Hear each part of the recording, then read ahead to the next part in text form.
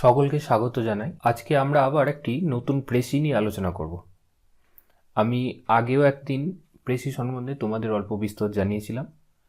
আজকে তার দ্বিতীয় অংশ নিয়ে আমরা কথা বলব। তো প্রেসি শুরু করার আগে আমাদেরকে কয়েকটা জিনিস মাথায় রাখতে হবে, যেটা হলো যে প্রেসিটা লিখতে হবে আমাদের নিজস্ব ভাষায়। অর্থাৎ এখানে যে টেক্সটটা দেওয়া রয়েছে সেই টেক্সট থেকে শব্দ তুলে তুলে লেখা যাবে না। টেক্সটটা ভালো করে পড়তে হবে এবং তার অন্তর্নিহিত অর্থটা নিজেদের ভাষায় সংক্ষিপ্ত করে প্রকাশ করতে হবে। তো এই সংক্ষিপ্ত করে প্রকাশ করার অর্থ হলো মূল যে টেক্সটটা আমাদেরকে প্রেসি লেখার জন্য দিয়ে দেওয়া হবে, সেই মূল টেক্সটের যে টোটাল লেন্থ, সেই টোটাল লেন্থের 1/3 কাছাকাছি লেন্থ রাখতে হবে আমাদের প্রেসিটা লেখার সময়। এবং প্রেসি লেখাটা লিখতে গেলে তোমরা সাধারণত সিম্পল সেন্টেন্স, সহজ সরল বাক্যে সেটাকে উপস্থাপন করবে।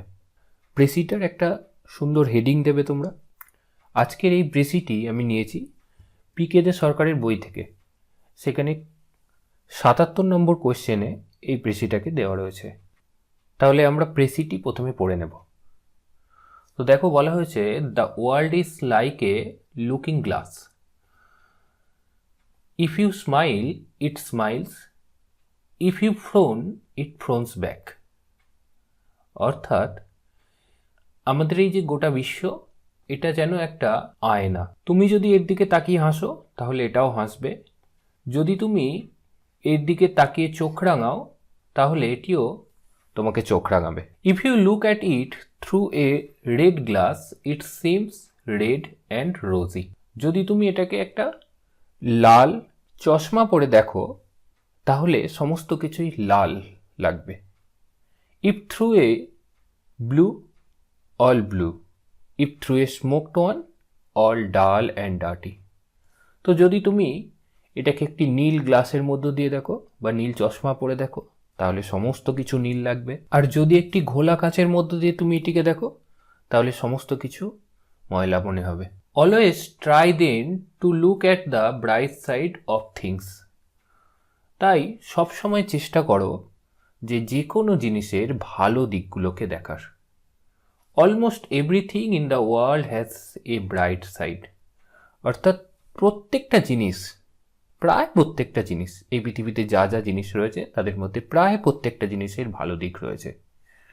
দেয়ার are some persons who smile, the sound of whose voice, very presence, seem like a ray of sunshine and brighten a whole room. অর্থাৎ কিছু মানুষ আছে, there are some person who smile, যাদের হাসি, যাদের গলার স্বর এবং যাদের উপস্থিতি seem like a ray of sunshine, মনে হয় যেন সূর্যের কিরণ। And brighten a whole room, এবং তারা একটা গোটা ঘরকে উজ্জ্বল করে তুলতে পারে। Greet everybody with a bright smile. তো প্রত্যেককে স্বাগত জানাও মুখে হাসি নিয়ে, bright smile, kind word and a pleasant welcome.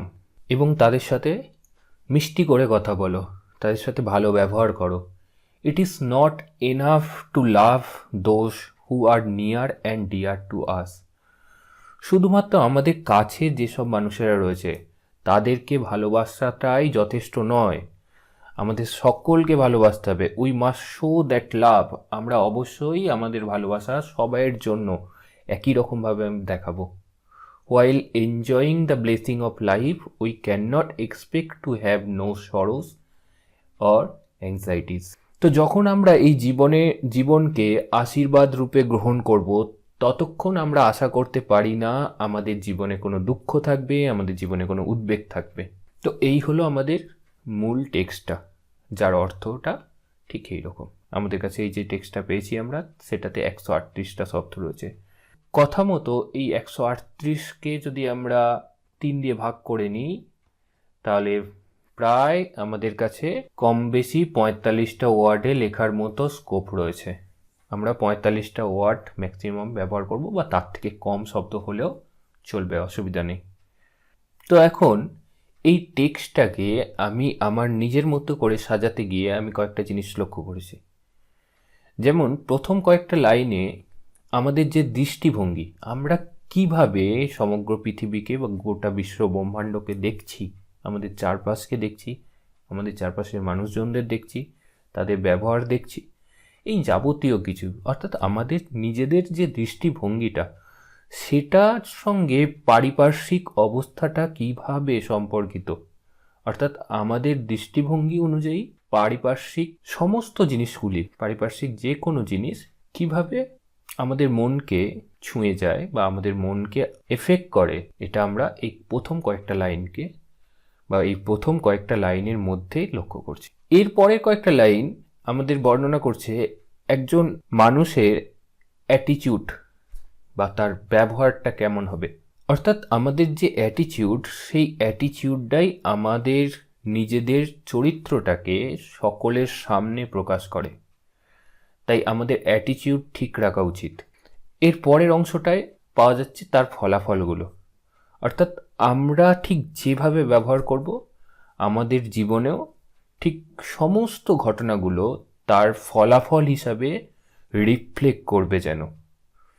অর্থাৎ তুমি যদি সমস্ত জিনিসকে ভালো চোখে দেখো, তাহলে তুমি ভালো ফল আশা করতে পারো। তো চলো আমরা এবার মেন প্রেসিটা ঠিক কিভাবে আমি লিখেছি সেটা তোমাদের দেখাই। তো আমি প্রেসিটার হেডিং রেখেছি ব্লেসিং অফ লাইফ, অর্থাৎ জীবনের আশীর্বাদ। দেখো, the world appears to every one according to his thought and interest. অর্থাৎ এই যে বিশ্ব, এটা প্রত্যেকের কাছে ধরা দেয় সেই ব্যক্তির চিন্তা ভাবনা এবং তার ইচ্ছার মতো করে। It is always joyful if you think positively and consider the blessing of every single particle on earth. তো এটা সবসময়ই আনন্দময় যদি তুমি প্রতিটা জিনিসের ভালো দিকগুলো বিচার করো।